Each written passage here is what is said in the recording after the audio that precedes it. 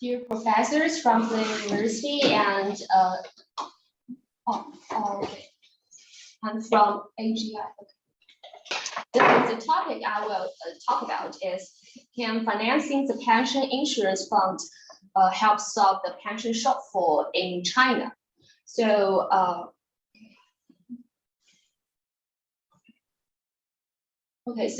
today my speech is consisted of 7 parts from the problem, motivation, and I will talk about the literature review and the innovation of my paper, and I will talk briefly about the model and the proposition.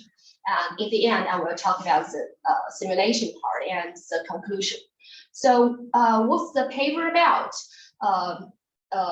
The aging population is getting increasingly serious in recent years. So under such background, there raises a question how to deal with the pension shortfall and ease the crowding out of the public fiscal expenditure at the same time. So I know you might have questions about the aging population problem in China and the definition of shortfall. So no worries, I will introduce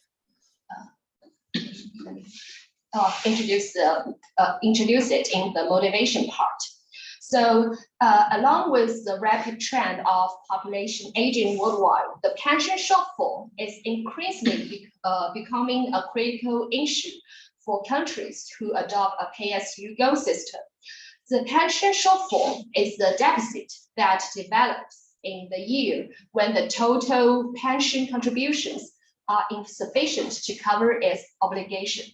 So please see this, the figure 1. You can see the population aging problem and the pension shortfall in China. So in China, from 2014, when the pension shortfall first emerged, and to 2019, the pension shortfall increased more than 6 times, and leading to an increase of the physical revenue used to cover the pension shortfall. But the growth rate of the physical revenue at the same period was only 38%.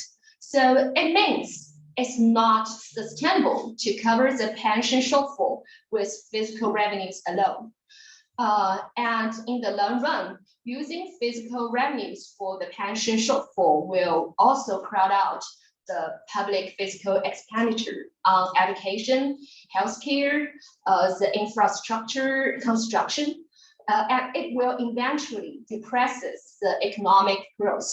So under such circumstances, it becomes a challenging issue to deal with the pension shortfall for countries which face serious population aging. So actually, as early as the 1980s, the problem of the pension shortfall caused by population aging began to emerge in some developed countries. So it promotes them to implement pension reforms. The World Bank classifies the pension reform into 2 ways. So the first one is parametric pension reform, and the second one is systematic pension reform. So for the parametric reform, it includes raise the pension contribution rates, lower the pension replacement rates, and delay the retirement age. But actually, it has problems to use it because it might lower the income and crowding out young people from employment, and even depress the capital accumulation and the economic growth. And the second one is the systematic reform. So it means the transition from the pay-as-you-go system to a fully funded pension fund system. So, but it also had negative effect to use it in China because the fully funded system will prevent retired generation from enjoying the benefits brought by high economic growth. So the absence of intergenerational risk distribution imposed an problem to implement it of the systematic reforms in countries with the high economic growth, like in China. So these two methods are not accepted in China.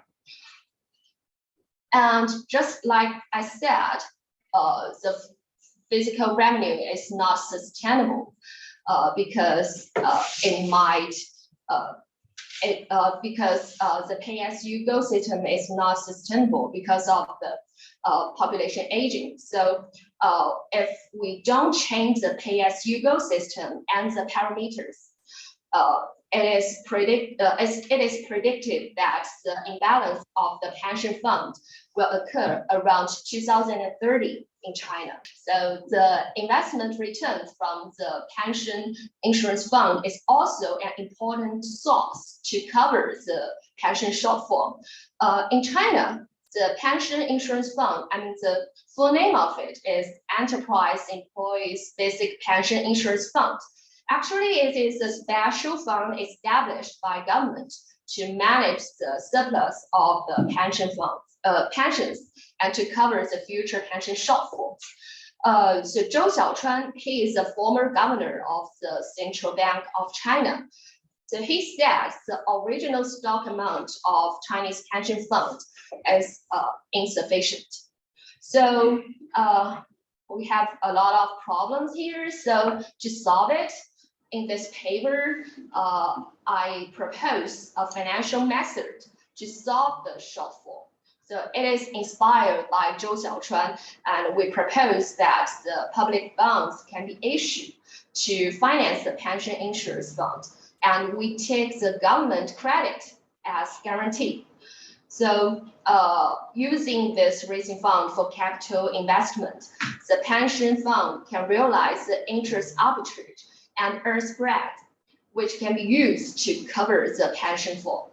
So therefore, the idea of financing the pension insurance fund proposed in this paper can help to enhance the sustainability of pay-as-you-go system without changing the pension system and its parameters. So although some existing literature introduced the idea of financing the pension insurance fund by public bonds, but at least to our knowledge, no literature has analyzed the impact of this solution on pension shortfall and other economic variables by general equilibrium model. So this is the biggest innovation of this paper. And second, in this paper, I endogenize the capital prices in the general equilibrium model. So in this way, we can characterize the capital investments process of pension funds. However, in most existing literature, they usually exogenously set the capital returns and the capital price as a long-term deposit rate of the commercial banks. But this kind of method cannot capture the spreads when financing the pension insurance fund. So in this paper, we endogenize the capital prices, and we can analyze the impact of population aging on capital price by introducing the uncertainty in the growth of the population and total factor productivity. And the third innovation is we prove the efficiency of the financial methods. So our method combines the efficient market and capable government. So it's very important notion for Chinese government to solve economic problems. And we calculate extra amount of pension insurance fund accumulated and the investment returns generated by these extra funds after financing. And financing the pension insurance fund lead to an extra increase of the fund accumulated by period 4, which I will show it in the simulation part. So it can efficiently ease the fiscal burden. So next is the model and the model part. Actually, this part is a little bit tricky, and I will introduce it briefly. So the model, we construct a 2-period Olg model to analyze the impact of financing the pension fund on the pension shortfall and other economic variables. So here we have 2 kinds of agents. All agents can survive for 2 periods. So the 2 kinds of agents are young agents and old agents.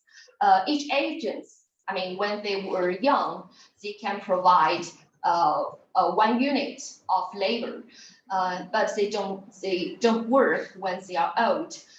And young agents contribute a fixed percentage of which to the pension insurance fund.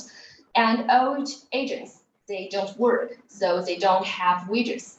And they just consume and get benefits from the pension fund and investments. And here are 2 production sectors in this economy.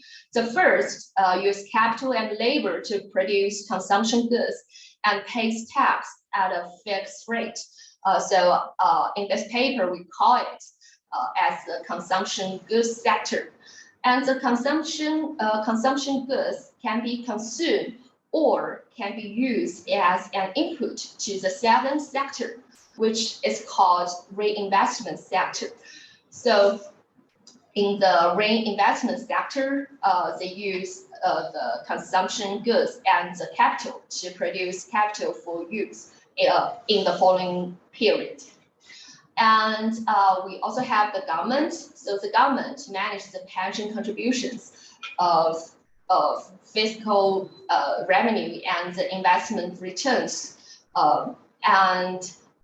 Yes, so they manage how to use the 3 parts and combine the agents and the firms. So and here are 2. We can also consider 2 different economic model, which is called financing economy and the benchmark economy.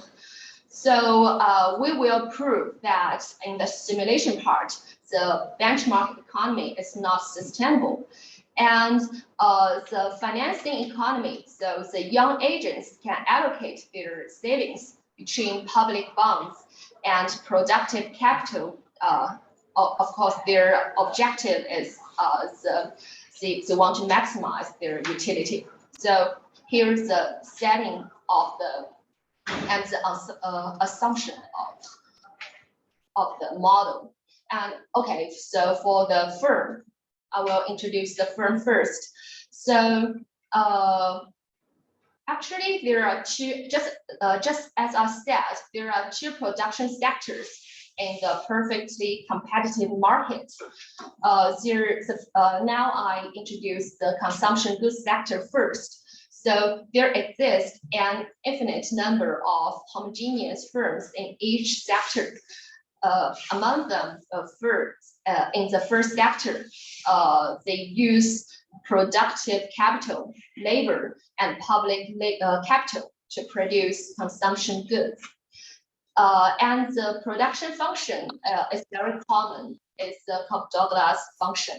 And AT is the total factor productivity, and it follows a geometric random walk. And we also have another sector. It is called reinvestment sector. So according to a bill 2003, we assume there exists a log lineage of the reinvestment technology.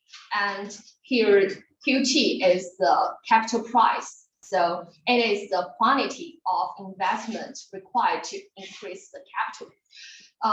Since the capital market is perfectly competitive, So the BTK is the rent earned by the productive capital in the reinvestment sector. So we can get the growth rate of the return on productive capital, which you can see it in the last equation, which equation 8. And okay, so the agent problems.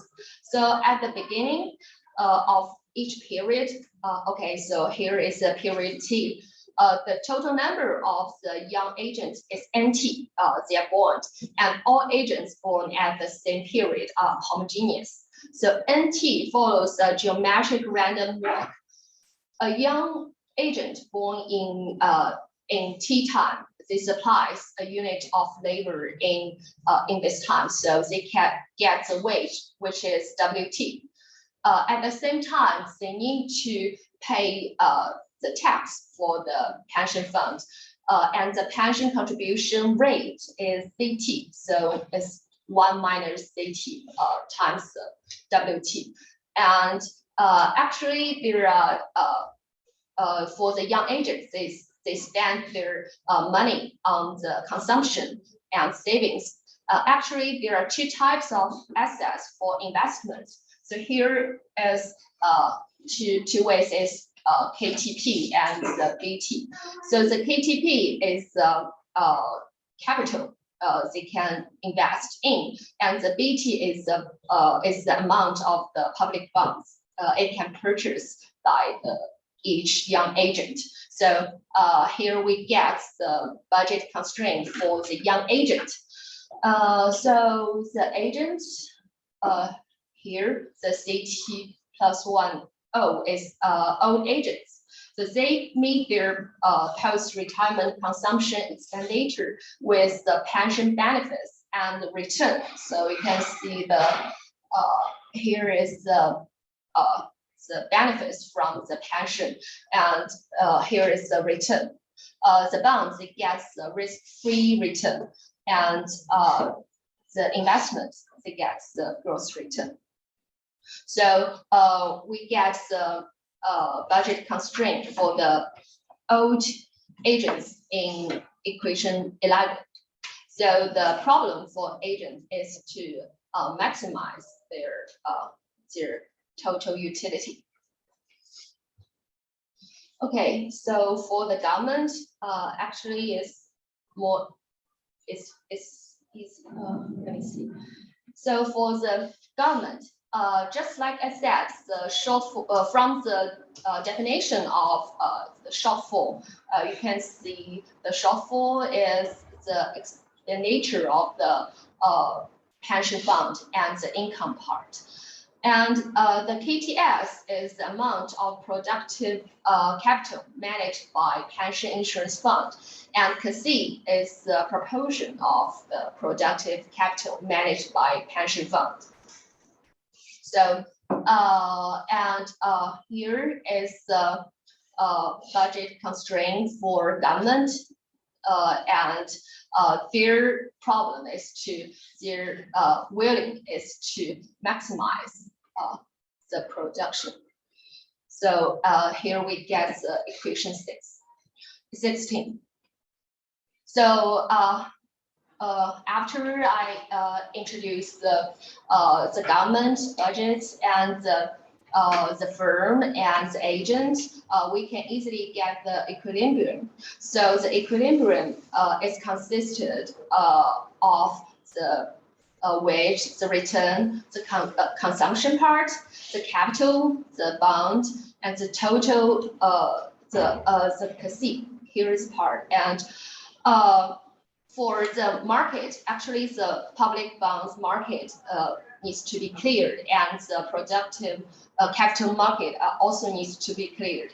So actually, I will also introduce, after the equilibrium, you can get the steady state and get to proposition here. So it helps us to know better of the steady state, but it includes quite a lot derivations. So it's too complicated. I will not introduce it today. So if you are interested in it, we can talk about it later.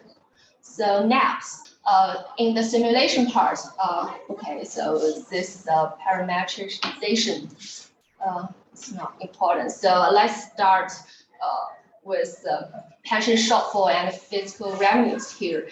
So you can see the ratio of the pension shortfall to fiscal revenue is 54% in 0-0, but it increased to about 80% in period 1 because of the rapid increase in the elderly, because of the elderly dependency ratio.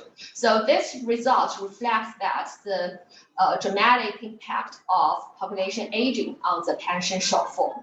So it is similar to figure 1, I mean the real data. So the increase in the pension shortfall exceeds the increase of fiscal revenues. So in the 4th period, the pension shortfall is almost equal to fiscal revenues, which you can see here is about 100%. So it means if there's no measures are taken, the pension shortfall will completely crowd out the public fiscal expenditures and severely depress the economic growth.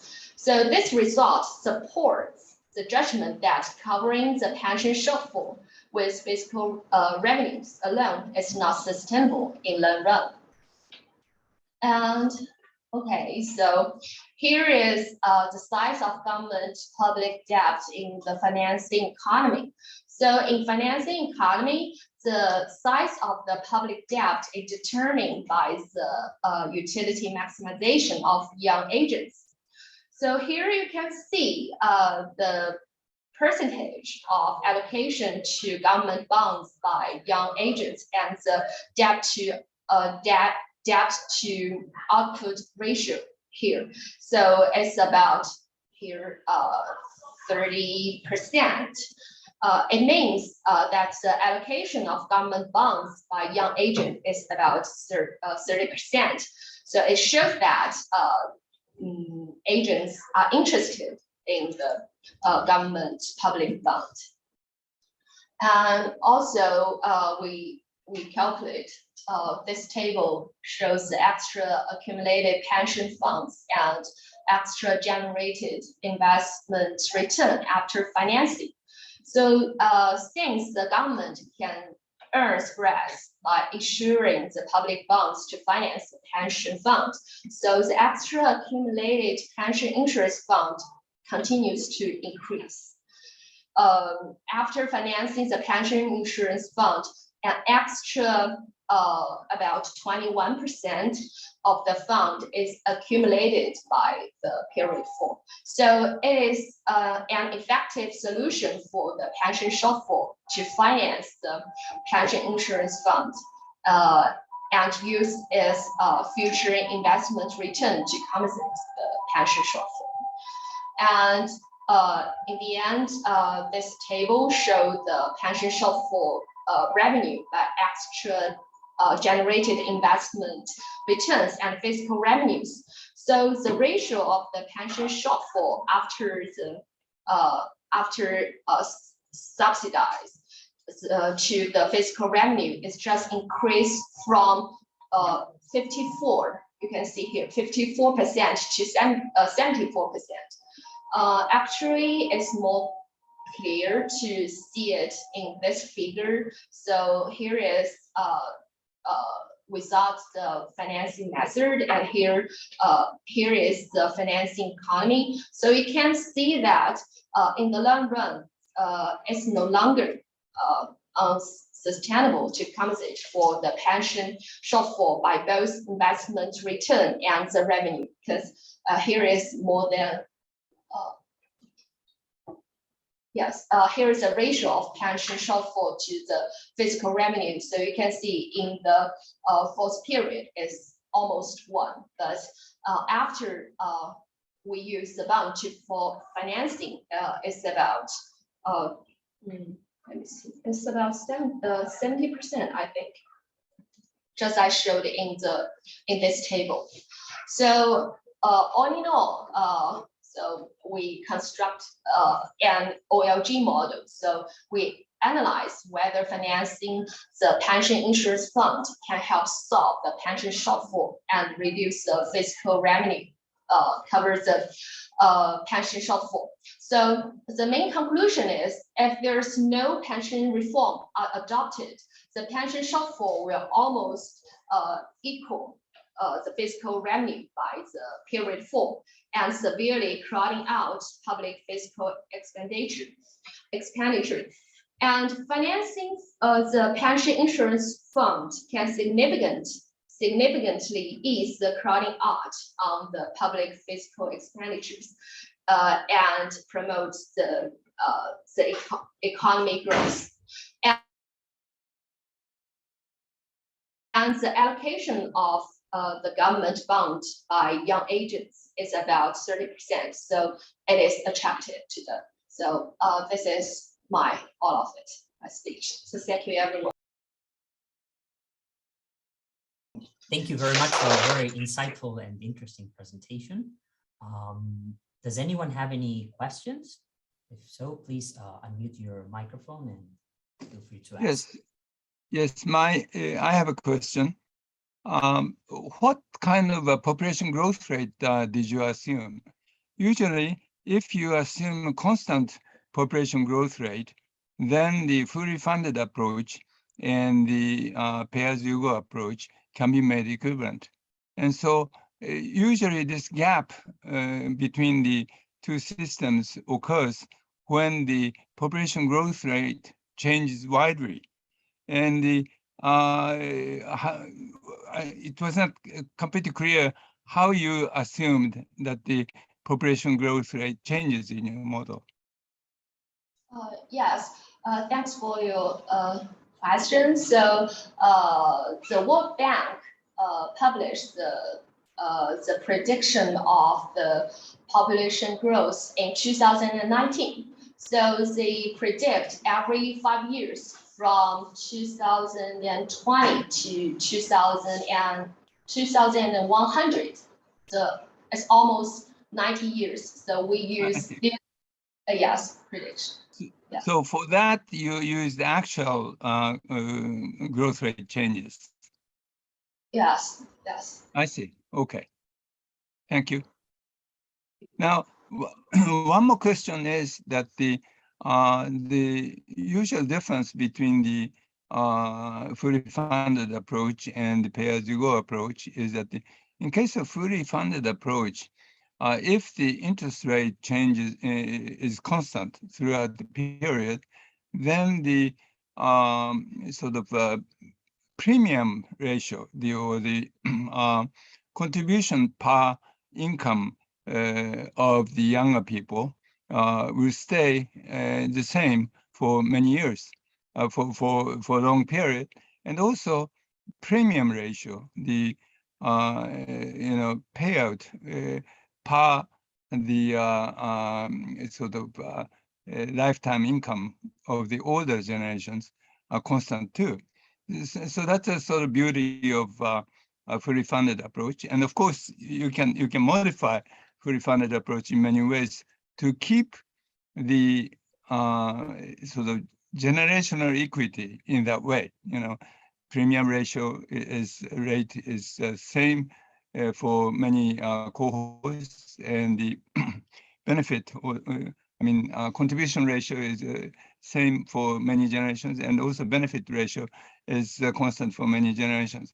Now, the real problem with the pay-as-you-go approach is that when population growth rate changes dramatically, even if the benefit ratio is kept constant, the contribution rate changes dramatically by cohort by cohort. Well, in your model, from the viewpoint of this premium contribution ratio of the different cohorts and the benefit ratio of different cohorts, how do you describe what are kept constant and what changes? So in our model, so okay, so here is the model. So usually in most of existing literature, they only talk about the consumption, consumption goods sector. So they get their the return of it as for in this equation. Yeah. But in this paper, we also talk about the reinvestment sector. So we endogenize the price. So in endogenize the price and endogenize this part of capital return. So the gross return as two parts. So the return from the consumption goods sector and the return from the reinvestment sector. So here is two part of it. And actually we use the method is from the Abel in 2003. So it might.